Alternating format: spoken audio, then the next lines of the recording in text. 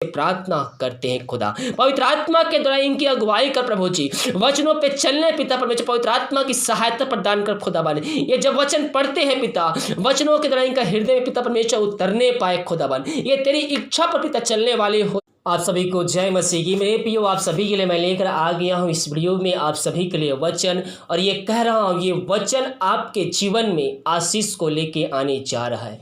अगर हम वचनों का अर्थ समझते हुए हम वचन को देखें तो प्रभु हमें इसमें आशीष प्रदान करेगा।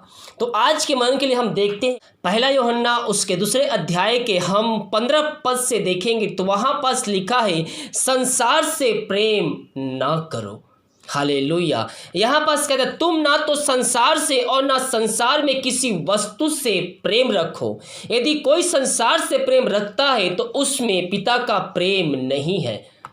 मैं पे यहाँ वचन कहता है, तुम ना तो संसार से और ना संसार में किसी वस्तु से प्रेम रखो।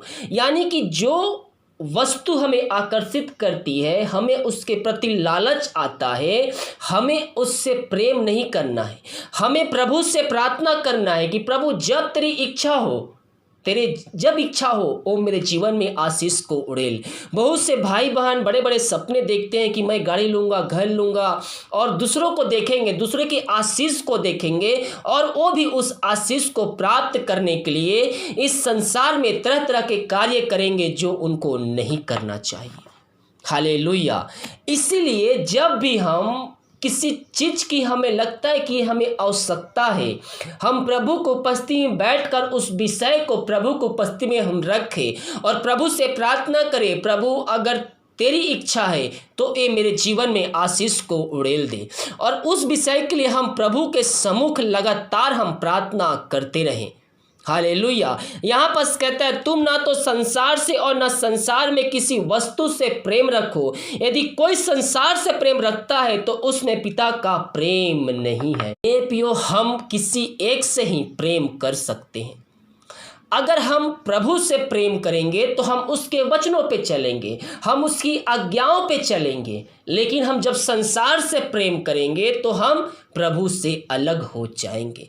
जैसे कि उदाहरण के तौर पे जब आप 10वां देते हैं तो हर्ष उल्लास के साथ देते हैं, प्रभु की आज्ञा को पालन करते हुए देते हैं, उसकी आज्ञाओं पे चलने के लिए देते हैं। लेकिन अगर आपके अंदर शैतान कार्य करेगा और आपके संसार का प्रेम आपके अंदर रहेगा और लगेगा कि ये मेरे 800,000 रुपये मेरे घर चल जाएगा, बिजली का बिल आ जाएगा और कुछ कार्य हो जाएगा, तो ये क्या होता है? ये संसार से प्रेम होता है। हम परिस्थितियाँ चाहे कितनी विपरीत क्यों ना, हम प्रभु के वचनों पे हम चलने वाले हो जाए।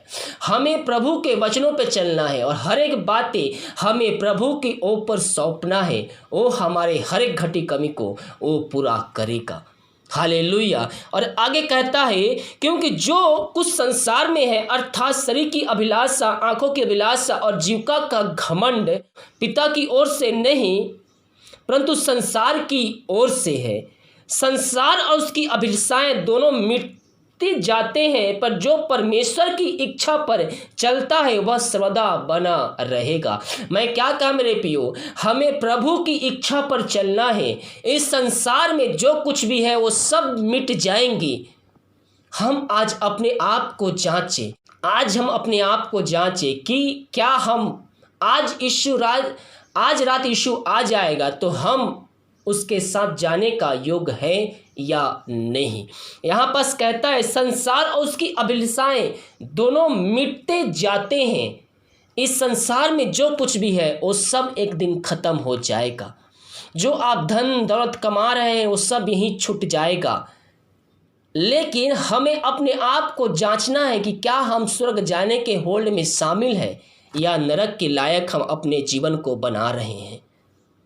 इस संसार की जो भी अभिलाषाएं हैं, जो भी आप कर रहे हैं वो सब यहीं रह जाएगा। मेरे प्रियो, इस जीवन के बाद भी एक जीवन रखा गया है। अगर पृथ्वी पर रहते समय हमें कुछ बुखार खांसी दर्द होता है तो हम जाकर दवाई ले लेते हैं। लेकिन जो दूसरा जीवन है, स्वर्ग और नरक, हमें स्वर्ग में दूसरा जीवन मिलेगा और नरक में अंत काल तक पीड़ा ही पीड़ा हमें मिलेगा। ना तो आपको वहाँ पास किसी दवाई मिलेगा, ना आपका कोई देख रेख करने वाला होगा। आग के गंधरस में उसमें डाल दिए जाएंगे, अंत काल तक पीड़ा को हम भोगेंगे। जो अपने आप को तैयार नहीं कर रहा है यीशु मसीह के दूसरे आगमन के लिए, वो नरक के लायक है मेरे प्रियो।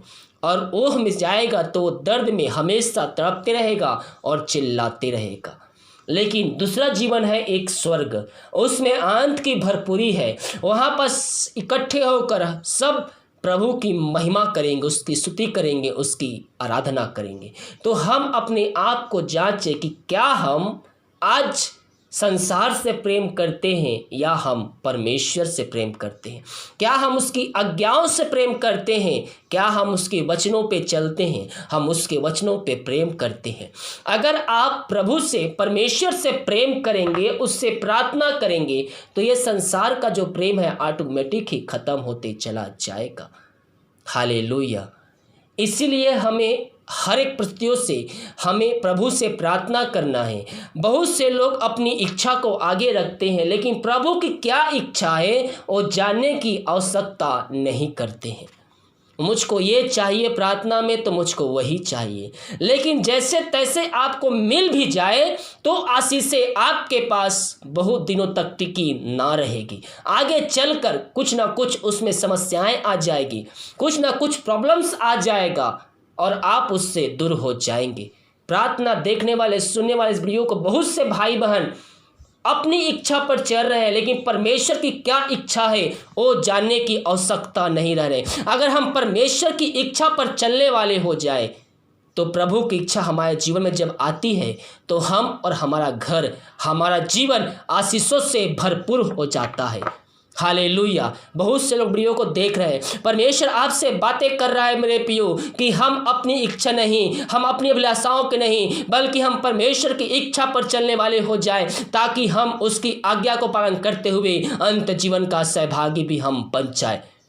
हालेलुया। यहाँ पास कहता है संसार और उसकी अभिलाषाएं दोनों मिट जाते हैं, पर जो परमेश्वर की इच्छा पर चलता है वह सदा सर्वदा बना रहेगा।